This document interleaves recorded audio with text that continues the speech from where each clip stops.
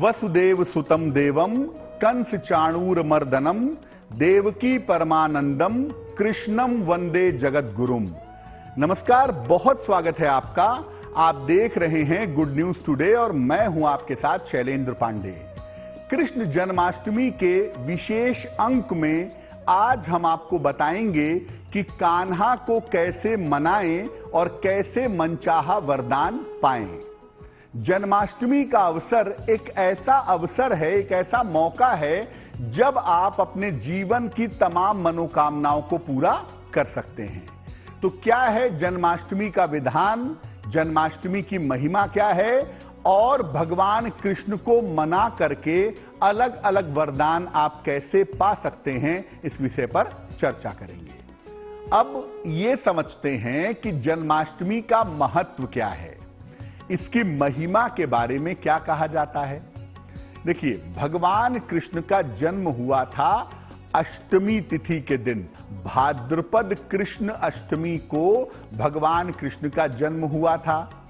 अब चूंकि ये उनके जन्म की अष्टमी है, इसीलिए जन्म की अष्टमी होने की वजह से इसको जन्माष्टमी कहा जाता है। जन्माष्टमी के व्रत के बारे में, उपवास के बारे में शास्त्र कहते हैं कि जन्माष्टमी का व्रत जो नहीं रखता उसे किस तरह के कष्ट होते हैं। और शास्त्र ये भी कहते हैं कि जो जन्माष्टमी का व्रत रखता है, उपवास रखता है, भगवान कृष्ण की पूजा उपासना करता है, उसे भक्ति और मुक्ति दोनों का वरदान मिलता है। यानी जन्माष्टमी का व्रत रखना भी बड़ा महत्वपूर्ण है, बड़ा इंपॉर्टेंट है। और जन्माष्टमी का व्रत रख करके आप भगवान कृष्ण की पूजा कर सकते हैं। जन्माष्टमी के दिन छोटे छोटे अगर आप उपाय करते हैं तो आप बहुत सारे वरदान पा सकते हैं। चाहे वो वरदान संतान का हो, चाहे वो वरदान धन का हो, चाहे वो वरदान शिक्षा का हो। भगवान कृष्ण की पूजा जन्माष्टमी के अवसर पे करके आप बहुत सारे वरदान पा सकते हैं। कौन कौन से वरदान पा सकते हैं और कब ये उपाय करना फायदेमंद होगा, ये आपको बताते हैं। पहले मैं बता दूं कि ये उपाय किए कब जाएंगे। ये उपाय किए जाएंगे भगवान कृष्ण का जन्म हो जाने के बाद। तो एग्जैक्टली मध्यरात्रि में उनके जन्म होने के बाद आप भगवान कृष्ण के साथ उपाय कर सकते हैं, भगवान कृष्ण का आशीर्वाद पा सकते हैं। लेकिन पहले उनका जन्म हो जाने के बाद उन्हें पंचामृत से स्नान कराना है, जल से स्नान कराना है। उसके बाद उन्हें पीले वस्त्र पहना करके झूले पे बैठा देना है और इसके बाद आप भगवान कृष्ण के समक्ष बैठ करके अपने उपाय करेंगे तो आपके उपाय निश्चित रूप से फलीभूत होंगे, आपके उपाय निश्चित रूप से सफल होंगे। पहले उपाय की बात करते हैं। पहला जो वरदान है भगवान कृष्ण का, वो है संतान प्राप्ति का वरदान। यानी देखिए, भगवान कृष्ण की पूजा दुनिया भर में सबसे ज्यादा होती है संतान प्राप्ति के लिए। कैसे करेंगे उपाय? भगवान कृष्ण का पंचामृत से अभिषेक करेंगे, लेकिन एक एक करके।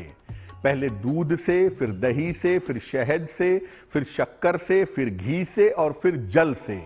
ये पंचामृत अभिषेक है, वो उनका करेंगे। उसके बाद उन्हें जल से स्नान करवा के पीले वस्त्र पहना के झूले पे बैठाएंगे।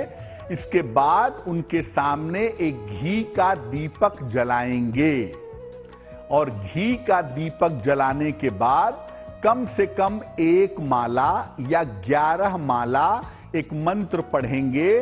मंत्र देखिए स्क्रीन पर, संतान गोपाल मंत्र है। ओम क्लीं देवकी सुत गोविंद वासुदेव जगतपते। ओम क्लीं देवकी सुत गोविंद वासुदेव जगतपते। देहि में तनयम कृष्ण त्वामहम शरणम गता। देहि में तनयम कृष्ण त्वामहम शरणम गता। ये मंत्र 1 माला या 11 माला भगवान कृष्ण के सामने पढ़ना है बैठ करके जन्माष्टमी की मध्यरात्रि को। और ये प्रयोग पति पत्नी एक साथ करें तो इसका प्रभाव जल्दी आएगा और ज्यादा बेहतर आएगा। और ये प्रयोग करने के बाद पति पत्नी प्रार्थना करें कि उन्हें संतान की प्राप्ति सरलता से हो जाए। ये प्रयोग जन्माष्टमी पर करने के बाद अगर संतान प्राप्ति में कोई बाधा आ रही है, कोई दिक्कत आ रही है, तो वो दिक्कत दूर हो जाएगी। दूसरा जो वरदान आपको मिल सकता है श्री कृष्ण जन्माष्टमी पर, वो है शीघ्र विवाह का वरदान। कैसे मिलेगा, क्या करेंगे? भगवान कृष्ण को सुगंधित जल अर्पित करिए, सुगंधित जल से स्नान करवाइए। जल में चंदन की सुगंध या गुलाब की सुगंध मिला करके उससे आप भगवान कृष्ण को स्नान करवाइए। उन्हें पीले वस्त्र दीजिए, झूले पर बैठाइए और इसके बाद उनको पीले फूल आपको अर्पित करने हैं। पीले फूल अगर वास्तविक नहीं मिल पा रहे हैं तो आप मानसिक रूप से भी पीले फूल भगवान को अर्पित कर सकते हैं। इसके बाद एक मंत्र आपको पढ़ना है। मंत्र देखिए स्क्रीन पर। मंत्र है गोकुलनाथाय नमः। गोकुलनाथाय नमः। इस मंत्र का 1 माला या 11 माला आपको जप करना चाहिए। अगर आप पुरुष हैं तो भी ये प्रयोग कर सकते हैं, अगर आप महिला हैं तो भी ये प्रयोग कर सकती हैं। इस प्रयोग को ज्यादा प्रभावशाली बनाने का तरीका यह है कि भगवान कृष्ण को 2 पीले वस्त्र अर्पित करें, एक उन्हें पहना दें, एक उनके चरणों में रख दें और जो चरणों में वस्त्र रखा है उसे उठा करके अपने साथ रखें और उसे जब तक आपका विवाह नहीं हो जाता है तब तक अपने पास रखे रहें। लेकिन पहले आपको ये प्रयोग करके इस मंत्र का 1 माला या 11 माला जप करना चाहिए।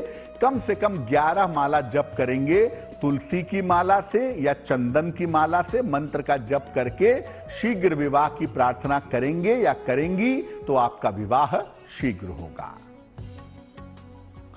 अब आपका विवाह मान लिया हो चुका है, लेकिन आपके वैवाहिक जीवन में सुख नहीं है, आनंद नहीं है।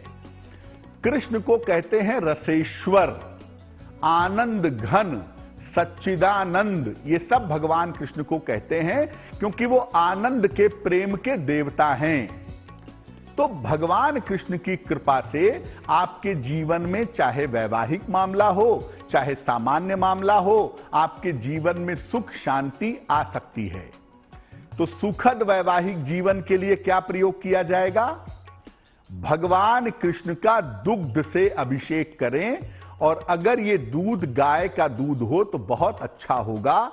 गाय का दूध एक शंख में भर करके या चांदी के गिलास में भर करके उससे भगवान कृष्ण का अभिषेक करें। इसके बाद उनका जल से अभिषेक करें और उसके बाद उन्हें पीले वस्त्र पहना करके उनको आप झूले पर बैठा दें। इसके बाद आपको एक मंत्र पढ़ना है। मंत्र देखिए स्क्रीन पर। मंत्र है क्लीं ग्लौं क्लीं श्याम लांगाय नमः। क्लीं ग्लौं क्लीं श्याम लांगाय नमः। इस मंत्र का आपको तुलसी की माला से या चंदन की माला से जप करना है। कम से कम 11 माला इस मंत्र का जप करिएगा और जिस दूध से और जल से उनको स्नान कराया है उसको प्रसाद के रूप में ग्रहण करिएगा। और उसके बाद आप एक नियम बना लीजिए। जन्माष्टमी की रात को तो खैर आपने 11 माला पढ़ लिया, उसके बाद आप रोज सुबह 1 माला यानी 108 बार ये मंत्र पढ़ते रहिएगा। क्लीं ग्लौं क्लीं श्याम लांगाय नमः। क्लीं ग्लौं क्लीं श्याम लांगाय नमः। इस मंत्र का आप रोज 1 माला सुबह जप करिएगा। आपके वैवाहिक जीवन की मुश्किलें दूर हो जाएंगी। अब आपको बताते हैं कि अगर आपको विद्या की प्राप्ति चाहिए, शिक्षा में सफलता चाहिए, तो उसके लिए भगवान कृष्ण की पूजा कैसे करेंगे? अब तक आपने सुना होगा कि विद्या के लिए, बुद्धि के लिए भगवान गणेश की या मां सरस्वती की पूजा की जाती है। लेकिन मैं आपको बता दूं कि भगवान कृष्ण ने 64 दिन में ही सारी विद्याएं पढ़ ली थी। जब अपने गुरु सांदीपनी के आश्रम में गए थे तो 64 दिन में ही सारी विद्याएं उन्होंने अकेले ग्रहण कर ली थी, मात्र इतने समय में। एक तो वो नारायण है ही और दूसरे उनकी मेधा, उनकी बुद्धि बहुत शार्प है। और भगवान कृष्ण तो वैसे भी कृपा सिंधु हैं, तो आप उनसे जो भी मांगेंगे अगर वो जेन्युइन होगा तो अवश्य ही प्राप्त होगा। और देखिए, शिव और कृष्ण में एक बड़ा अंतर यह है कि शिव के अंदर अनुशासन का भाव ज्यादा है और कृष्ण के अंदर प्रेम का और वात्सल्य का भाव ज्यादा है। इसीलिए कृष्ण के साथ जुड़ाव ज्यादा महसूस होता है, ज्यादा गहराई से पता चलता है। तो अगर आपको विद्या चाहिए, शिक्षा चाहिए, उसके लिए क्या करेंगे? भगवान कृष्ण को केसर के जल से स्नान करवाइए। एक लोटा जल ले लें, उसमें 2-4 धागे, 10 धागे केसर के डाल दें और उस जल से भगवान कृष्ण को स्नान करवाइए। उन्हें पीले वस्त्र पहना करके झूले पर बैठाइए, उनको पीली वस्तु का भोग लगाइए और इसके बाद एक विशेष मंत्र है, अति विशेष मंत्र है। मंत्र देखिए स्क्रीन पर, 11 माला पढ़ना है। मंत्र है ओम कृष्ण कृष्ण महाकृष्ण सर्वज्ञ त्वं प्रसीद में। ओम कृष्ण कृष्ण महाकृष्ण सर्वज्ञ त्वं प्रसीद में। रमा रमण विद्वेश विद्यामाशु प्रयच्छ में। रमा रमण विद्वेश विद्यामाशु प्रयच्छ में। इस मंत्र का आपको जप करना है और जप करने के बाद भगवान कृष्ण से प्रार्थना करनी है कि आपको विद्या की, ज्ञान की प्राप्ति हो सके। ये प्रयोग आप जन्माष्टमी की मध्य रात्रि को करिएगा। आप चाहें तो जन्माष्टमी की मध्य रात्रि को एक कलम यानी एक पेन भगवान कृष्ण को समर्पित कर दें। उसके बाद इस मंत्र का जप कर लें, ज्ञान और विद्या प्राप्ति की प्रार्थना कर लें और बाद में उस कलम को अपने पास रख लें और उस कलम का इस्तेमाल करते रहें। आपको शिक्षा, ज्ञान, विद्या, बुद्धि के मामले में लाभ होगा। अब आपको बताते हैं कि अगर आपको धन चाहिए, लक्ष्मी की प्राप्ति आपको करनी है, धन की प्राप्ति करनी है। देखिए, भगवान कृष्ण जो है ना, वो सृष्टि के नियंता हैं। लक्ष्मी भी उनके अधीन है। चाहे वो भक्ति हो, चाहे वो भोग हो, चाहे वो मुक्ति हो, चाहे वो कामना हो, ये सब उनके अधीन है। इसीलिए धन भी उनकी साधना से मिल सकता है और मिलता ही है। भगवान कृष्ण ने ही 3 मुट्ठी चावल के बदले में सुदामा को 3 लोक दे दिए थे। तो अगर आप उनके भक्त हैं तो आपको क्यों नहीं देंगे, या आपकी सहायता क्यों नहीं करेंगे? देखिए, मुख्य चीज है भक्ति। अगर आप उनके भक्त बनेंगे तो आपकी जिम्मेदारी उनकी जिम्मेदारी है। लेकिन फिर भी अगर आप चाहते हैं कि मुझे धन मिले, मेरे धन प्राप्ति की कामना पूरी हो, तो क्या करना चाहिए? लक्ष्मी प्राप्ति के लिए क्या करें? भगवान कृष्ण को वस्त्र अर्पित करें और याद रखें, भगवान कृष्ण को पीले वस्त्र अर्पित करना सबसे ज्यादा अच्छा होता है। पीले या गुलाबी वस्त्र अर्पित करें। इसके बाद माखन, मिश्री और तुलसी दल भी अर्पित करें और एक विशेष मंत्र का 11 माला आपको जप करना चाहिए। मंत्र देखिए स्क्रीन पर। मंत्र है लीला दंड गोपी जन संसक्त दोर दंड बाल रूप मेघ श्याम भगवन विष्णु स्वाहा। फिर से मंत्र सुने। लीला दंड गोपी जन संसक्त दोर दंड बाल रूप मेघ श्याम भगवन विष्णु स्वाहा। और आप जन्माष्टमी की रात को यह मंत्र 11 माला पढ़ लीजिएगा और उसके बाद नियमित रूप से सुबह के समय इस मंत्र को आप 108 बार भगवान कृष्ण के सामने पढ़ते रहिएगा। आपको निश्चित रूप से लाभ होगा, निश्चित रूप से आपकी धन की कामना पूरी होगी। अब देखिए, आपको हमने बहुत सारे मंत्र बताए, बहुत सारे प्रयोग बताए, लेकिन सामान्य रूप से कौन सा मंत्र जपा जाए या सामान्य रूप से कौन सी पूजा की जाए जिससे भगवान कृष्ण की कृपा हर तरीके से मिले, धन में भी मिले, भक्ति में भी मिले, संतान में भी मिले, स्वास्थ्य में भी मिले, ऐसा क्या किया जाए? तो देखिए, जन्माष्टमी की मध्य रात्रि को भगवान कृष्ण की एक धातु की मूर्ति, स्क्रीन पर आप देख पा रहे होंगे, एक धातु की मूर्ति आप एक थाल में रखें। उन्हें पहले दूध से, फिर दही से, फिर शहद से, फिर शक्कर से, फिर घी से उन्हें स्नान करवाएं। इसके बाद जल से स्नान करवाएं, उनके शरीर को पोंछें और पीला वस्त्र पहना करके उनको आप झूले में बैठाइए और भगवान कृष्ण को झूला जरूर झुलाइए। याद रखिए, भगवान कृष्ण को झूला झुलाने का मतलब है कि आपके कष्ट उस झूले के साथ ही गायब हो जाएंगे। आप किसी के घर भी जन्माष्टमी में जाते हैं, किसी मंदिर में जाते हैं, कहीं भी जाते हैं, भगवान कृष्ण को झूला जरूर झुलाइएगा, क्योंकि झूला झुलाने से आपके कष्ट कटेंगे।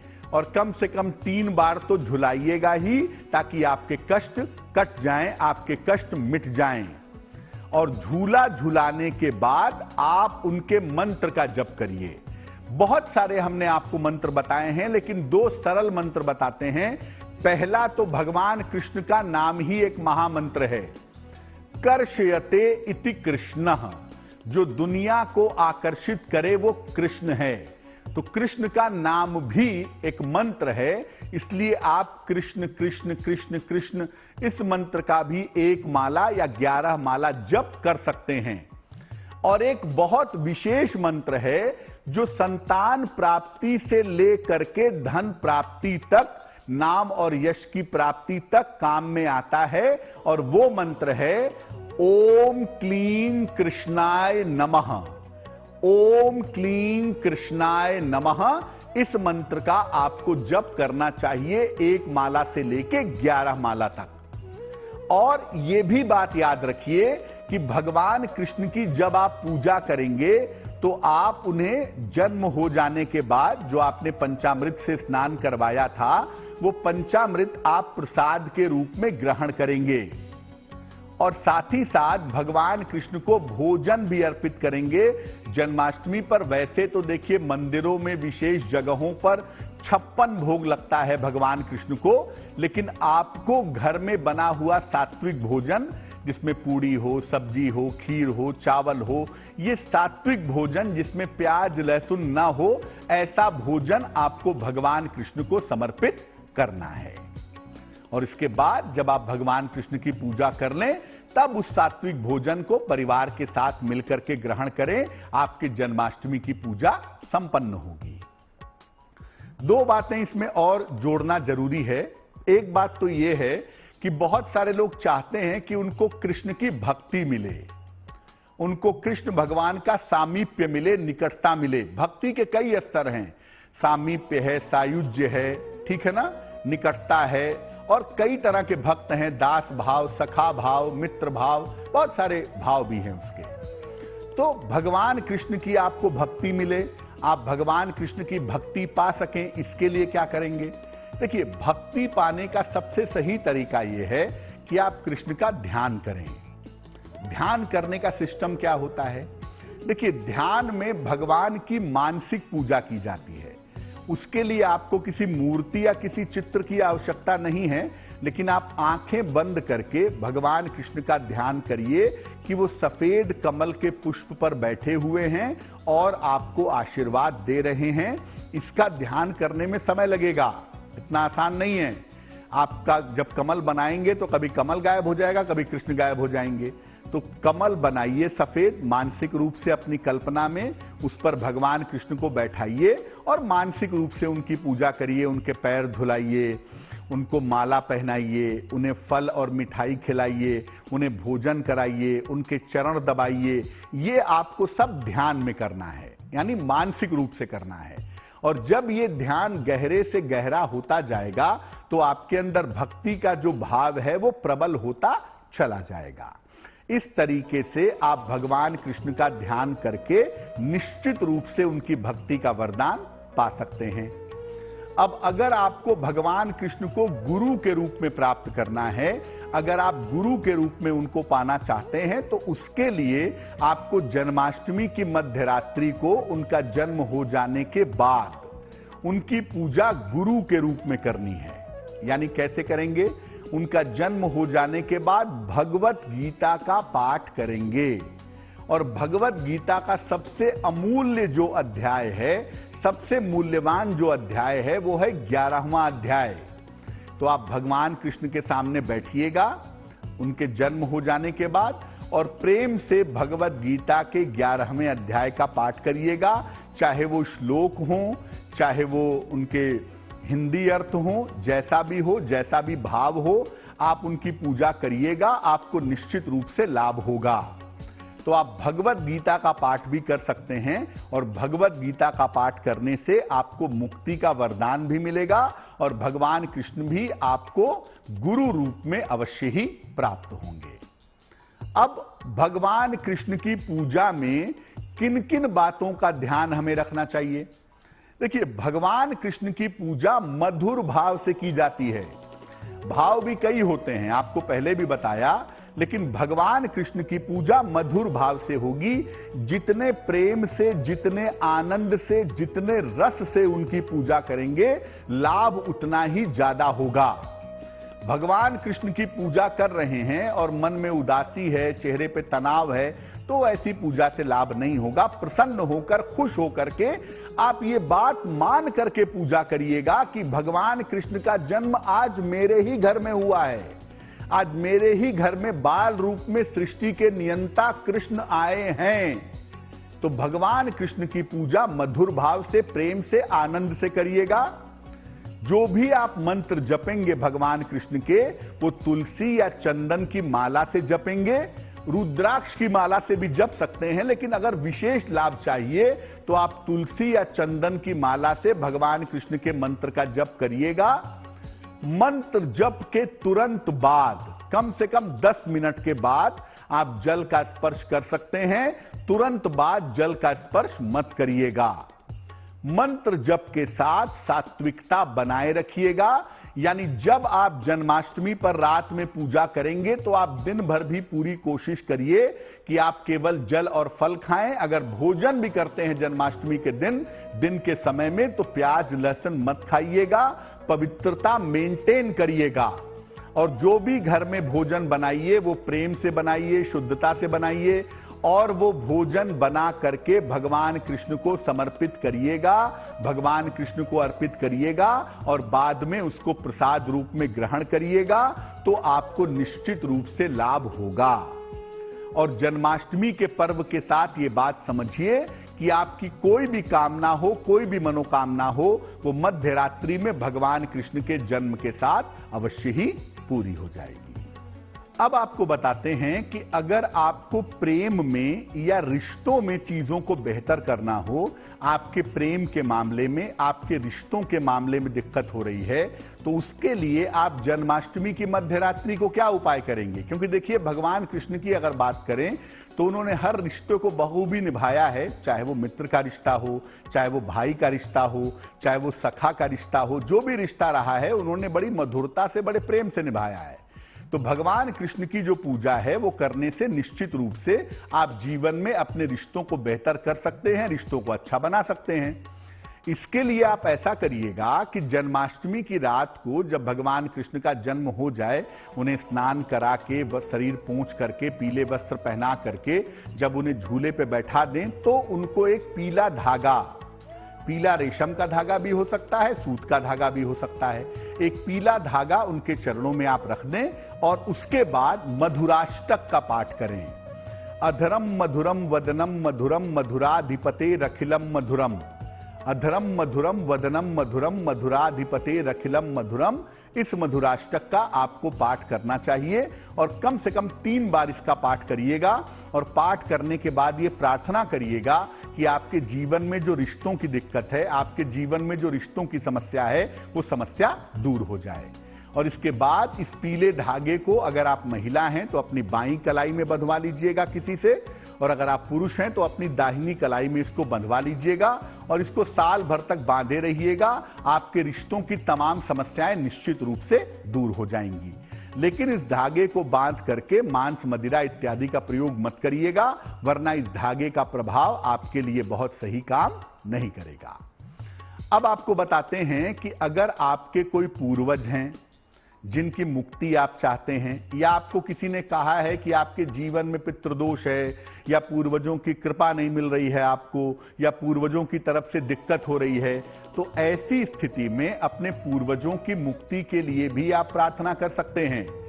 और उसका तरीका ये होगा कि भगवान कृष्ण का जन्म हो जाने के बाद जब आप उन्हें पीले वस्त्र पहना करके झूले पे बैठाते हैं, तो पहले तो उनको झूला जरूर झुलाइएगा, क्योंकि झूला झुलाने की जो प्रक्रिया है, जैसा मैंने पहले भी कहा कि जब आप भगवान कृष्ण को झूला झुलाते हैं तो आपके मन के जीवन के तमाम कष्ट निश्चित रूप से दूर हो जाते हैं।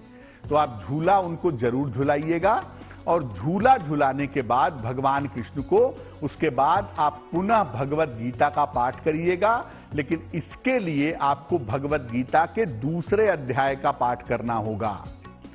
दूसरे अध्याय का पाठ करके आप अपने पूर्वजों की मुक्ति के लिए, उनकी आत्मा की शांति के लिए प्रार्थना कर सकते हैं।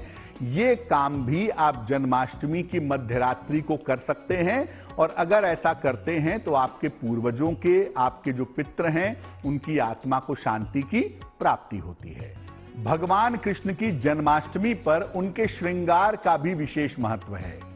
और भगवान कृष्ण की जन्माष्टमी पर जब आप श्रृंगार कर रहे हैं, तो देखिए वैसे तो लोग तमाम श्रृंगार करते हैं, लेकिन फूलों के साथ उनका श्रृंगार होना चाहिए। चंदन जरूर होना चाहिए, चंदन उनके माथे पे, उनके चरणों में लगा होना चाहिए, और साथ ही साथ पीले फूलों से या वैजयंती के फूलों से अगर आप उनका श्रृंगार करें तो ये बहुत शुभ होगा।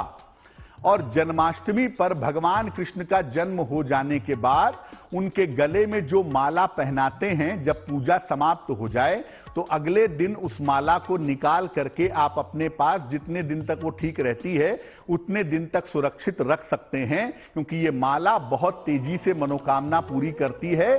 तो भगवान कृष्ण को जन्माष्टमी के दिन जो माला पहनाई जाती है, अगर आपको वो माला मिल जाए तो आप उसे अपने पास सुरक्षित रखें। ये माला आपकी बहुत सारी मनोकामनाएं पूरी कर सकती है।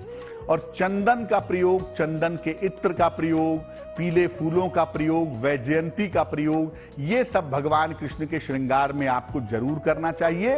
इससे आपको विशेष लाभ अवश्य होगा। तो भगवान कृष्ण की जन्माष्टमी हम सबके लिए शुभ हो, मंगलकारी हो। भगवान कृष्ण की कृपा हम सबके ऊपर बनी रहे, इसी कामना के साथ मुझे दीजिए इजाजत। देश और दुनिया की तमाम खबरों के लिए देखते रहिए गुड न्यूज टुडे। नमस्कार।